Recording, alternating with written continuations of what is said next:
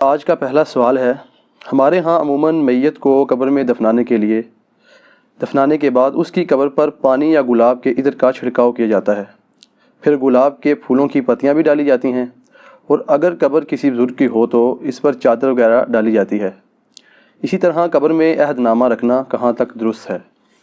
دیکھیں جی، جو جنازے سے متعلق جتنی چیزیں ہیں، خصوصاً میت کو جو دفنانے کے ساتھ ریلیٹڈ ہیں، اس میں اکثر جو ہمارے معاشرے کے اندر سب کانٹیننٹ کے اندر رسومات ہیں، یہ بدعات ہیں۔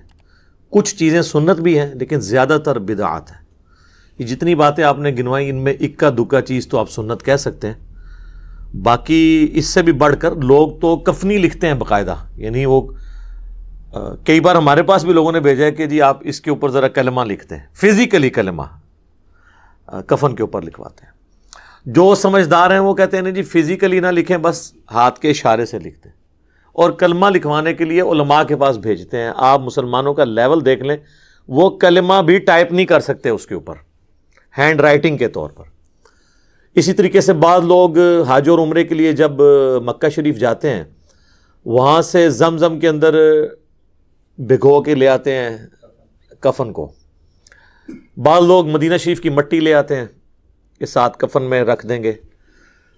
عہد نامہ بعض لوگ، اب وہ عہد نامہ تو خود ہی کوئی ثابت نہیں ہے، اس کو رکھتے ہیں قبر کے اندر اور کہتے ہیں اس کی برکت سے کچھ ہو جائے گا۔ میرے بھائی، اس سے کچھ نہیں ہونا۔ صحیح بخاری اور صحیح مسلم کی متفق علیہ حدیث ہے کہ اللہ کے محبوب صلی اللہ علیہ وآلہ وسلم نے فرمایا، انسان کے 3 دوست ہیں، قبر میں صرف ایک ہی ساتھ جاتا ہے اور وہ اس کے اعمال ہیں۔ 2 دوست باہر ہی رہ جاتے ہیں، اس کا مال اور اس کے رشتہ دار، یہ قبر سے باہر رہتے ہیں۔ لہٰذا یہ قبر میں تو ان چیزوں سے کوئی نفع ہونے والا نہیں۔ جہاں تک پھول ڈالنے کا تعلق ہے، تو پھول کی تو اصل کوئی موجود نہیں ہے۔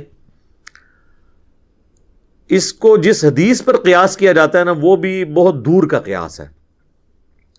وہ حدیث صحیح بخاری اور صحیح مسلم دونوں کے اندر موجود ہے کہ اللہ کے محبوب صلی اللہ علیہ وآلہ وسلم ایک جگہ سے گزر رہے تھے، تو آپ رک گئے اور آپ نے فرمایا کہ ان 2 قبر والوں کو عذاب ہو رہا ہے۔ یعنی اللہ تعالیٰ نے اپنے نبی علیہ السلام کو وہ غیبی خبر دے دی، دکھا دیا، اور فرمایا کہ کسی بہت بڑی بظاہر وجہ سے نہیں، ایک شخص جو ہے وہ چغلی کھاتا تھا اور دوسرا پیشاب کے چھینٹوں سے نہیں بچتا تھا۔ پھر نبی صلی اللہ علیہ وآلہ وسلم نے اپنے مبارک ہاتھوں سے ایک درخت کی ٹہنی توڑی اور اس کے 2 ٹکڑے کر کے دونوں قبروں پر ایک ایک ٹکڑا لگا دیا، اور فرمایا کہ جب تک یہ ہری رہیں گی، یعنی یہ بریکٹ میں جو اگلے الفاظ ہیں، یعنی وہ لوگ کہتے ہیں تسبیح کرتی رہیں گی، یہ بریکٹ میں ہوتے ہیں، اصل میں الفاظ ہیں کہ جب تک یہ سرسبز رہیں گی ان کے عذاب میں تخفیف ہوگی۔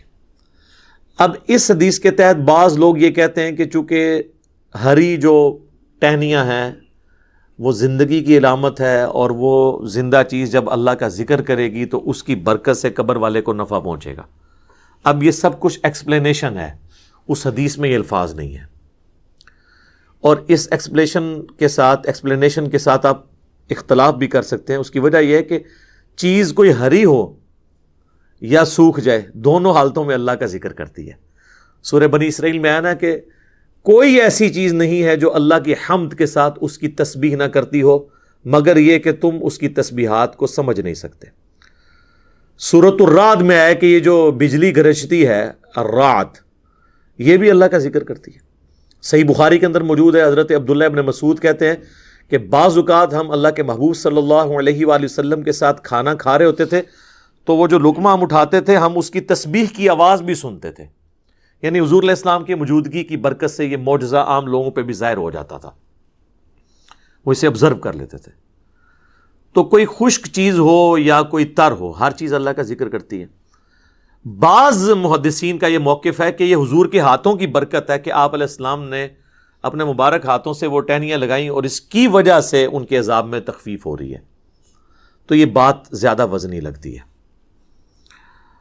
بہرحال اس سے اصل ثابت ہو گئی کہ آپ ٹہنی لگا سکتے ہیں۔ پھول ڈالنا یہ تو فضول خرچی ہے، کیونکہ وہ تو آپ نے خرید کے ڈالنے ہیں، اور پھر آپ کے وہ کام بھی نہیں آنا ہے. ٹہنی تو پھر بھی جو آپ تشریح کرتے ہیں کہ جب تک ہری رہیں گی وہ تو ہری رہیں گی, پھول تو کچھ عرصے کے بعد ویسے ہی خشک ہو جانے ہیں, آپ کا مقصد پورا نہیں ہوگا, تو ٹہنی ہی لگائیں, اتنی دور کا قیاس نہ کریں.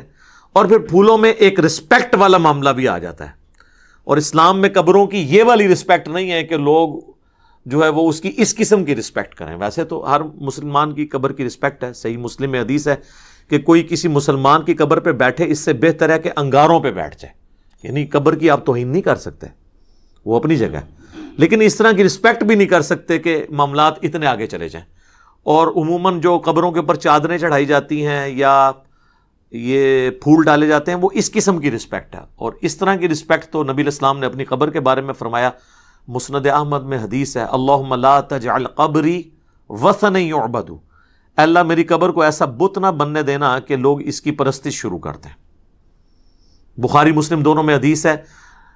اما عائشہ کہتی ہیں کہ نبی الاسلام کی بیماری کے دن چل رہے تھے, آخری وقت آپ کا قریب تھا, اور آپ بار بار اپنے چہرہ مبارک سے چادر ہٹاتے تھے تکلیف کی وجہ سے, اور کہتے تھے لعن اللہ الیہود والنصارى اتخذوا قبور انبیائہم مساجدہ, اللہ کی لعنت ہو یہود و نصارہ پر, انہوں نے اپنے نبیوں کی قبروں کو سجدہ گاہ بنا لیا تھا. اور اما عائشہ کہتی ہیں حضور یہ اس لیے بات کر رہے تھے کہ آپ ہمیں ڈرا رہے تھے کہ آپ کی قبر کے ساتھ یہ کچھ نہ کیا جائے. اور آگے اما عائشہ کے الفاظ ہیں بخاری مسلم میں کہ اگر ہمیں یہ خطرہ نہ ہوتا کہ لوگ رسول اللہ کی قبر پہ سجدے شروع کر دیں گے تو ہم بھی زائرین کی زیارت کے لیے اس قبر مبارک کو اوپن چھوڑ دیتے, لیکن ہم ڈر رہے تھے. تو اس طرح کی رسپیکٹ نہ ہو کہ جس میں معاملات بہت آگے چلے جائیں. باقی یہ درست ہے کہ آپ ٹہنی لگا سکتے ہیں, اور یہ سنت مبارکہ ہے, اور حضور کی میں تو سمجھتا ہوں ہاتھوں کی برکت ہے. اس کو سپورٹیو حدیث بھی ہے بخاری اور مسلم دونوں میں. ایک حبشی عورت تھی جو مسجد نبوی کی صفائی کرتی تھی, اچانک فوت ہو گئی. صحابہ کرام نے رات کے وقت جنازہ پڑھ کے اسے دفنا دیا. نبی علیہ السلام نے کچھ دنوں کے بعد پوچھا کہ وہ عورت کدھر ہے, تو بتایا گیا یا رسول اللہ وہ تو فوت ہو گئی تھی. آپ نے فرمایا تم نے مجھے کیوں نہیں بتایا, میں بھی اس کا جنازہ پڑھتا. پھر آپ نے فرمایا مجھے اس کی قبر پہ لے جاؤ. حضور علیہ السلام قبر پہ لے گئے. حضور علیہ السلام کو صحابہ تو سمجھ رہے تھے کہ یہ تو عام سی عورت ہے, اس کی کیا امپورٹنس ہوگی, لیکن حضور علیہ السلام کے لیے تو جو دین کی خدمت کرنے والے لوگ ہیں ان کی امپورٹنس زیادہ ہے, چاہے وہ کچھ بھی ہوں دنیاوی سٹیٹس کے اعتبار سے. پھر نبی علیہ السلام نے اس کی قبر پہ جا کے جنازہ پڑھا, اور جب آپ واپس پلٹے تو یہ حدیث بخاری مسلم دونوں میں, مسلم کے آگے الفاظ ہیں, آپ نے فرمایا یہ قبریں اندھیروں میں ڈوبی ہوئی تھی, اللہ نے میرے جنازہ پڑھنے کی برکت سے انہیں نور سے بھر دیا ہے. تو اس سے یہ بھی پتہ چلا کہ وہ کافروں کی قبریں نہیں تھیں, کیونکہ کافر کو مرنے کے بعد نفع نہیں قبر میں پہنچ سکتا, مسلمانوں کی قبریں تھیں. اب میں صحابہ نہیں کہتا, آپ لوگ گستاخی کا فتویٰ لگا دیں گے. اس زمانے کے جو بریلوی دیوبندی اہل حدیث ہوتے تھے ان کی قبریں تھیں.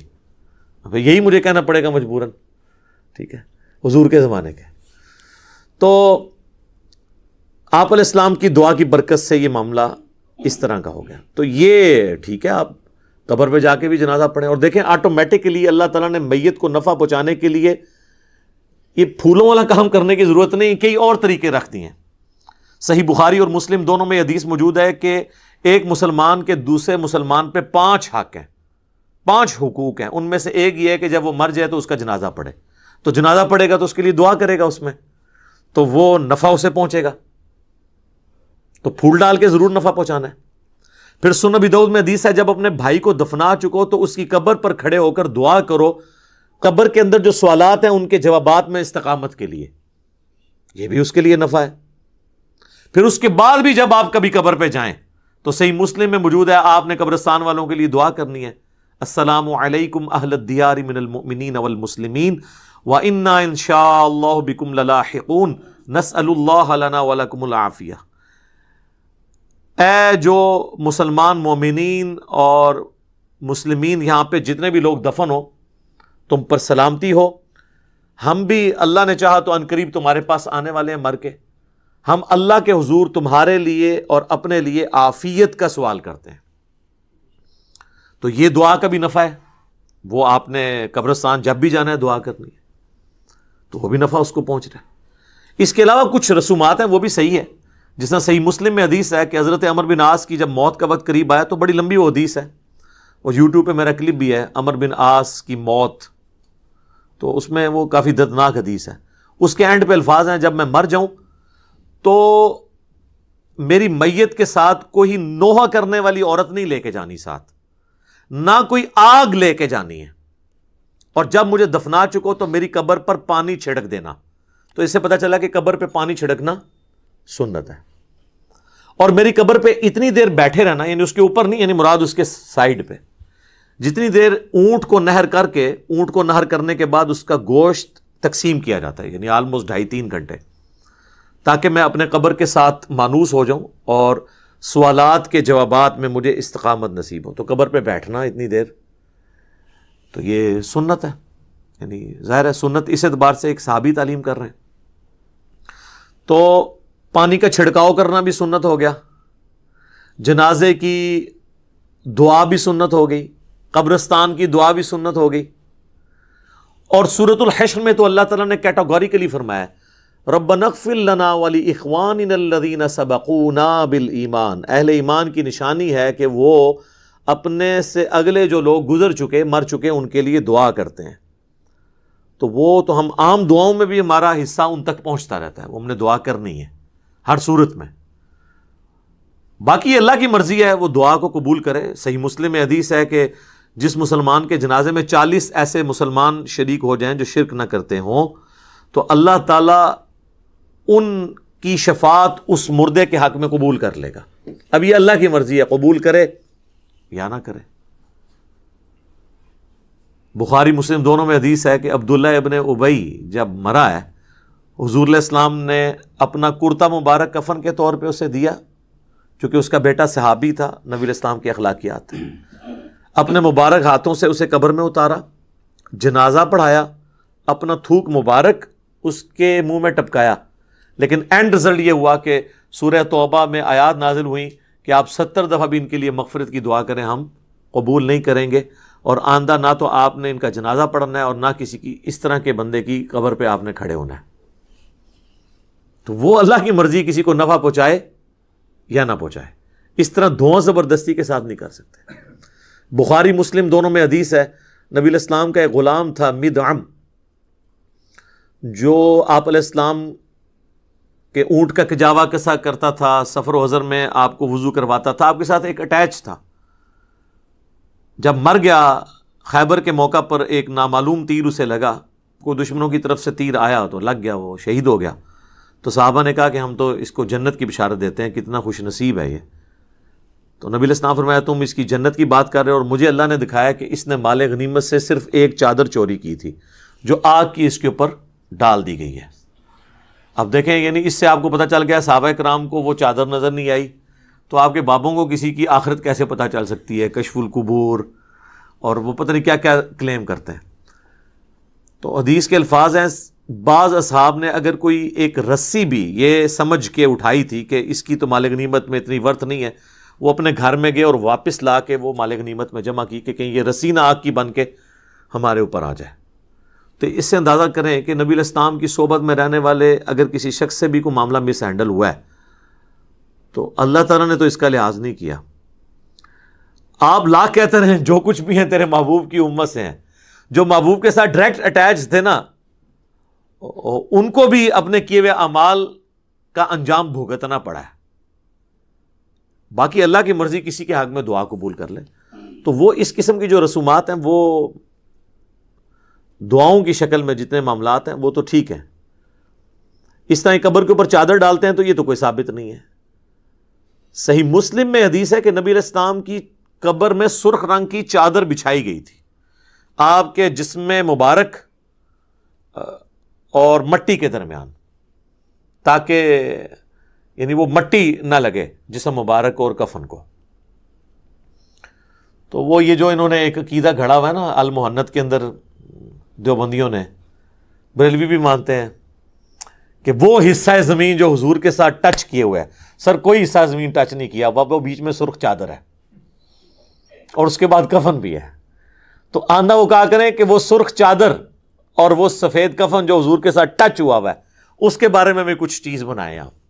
ہم تو انجینئرنگ کریں گے، میں اس پہ بھی ایک ڈیٹیل ویڈیو بناؤں گا کچھ عرصہ صبر کرنے کے بعد انشاءاللہ تعالی، جب انہیں دیا ہوا جو ایک اللہ کی طرف سے ایک سمجھ لیں زخم خشک ہونے لگے گا تو پھر دوبارہ سے ہم انشاءاللہ تعالی ان کے بزرگوں کے عقائد کی انجینئرنگ کریں گے قرآن و سنت کی روشنی میں.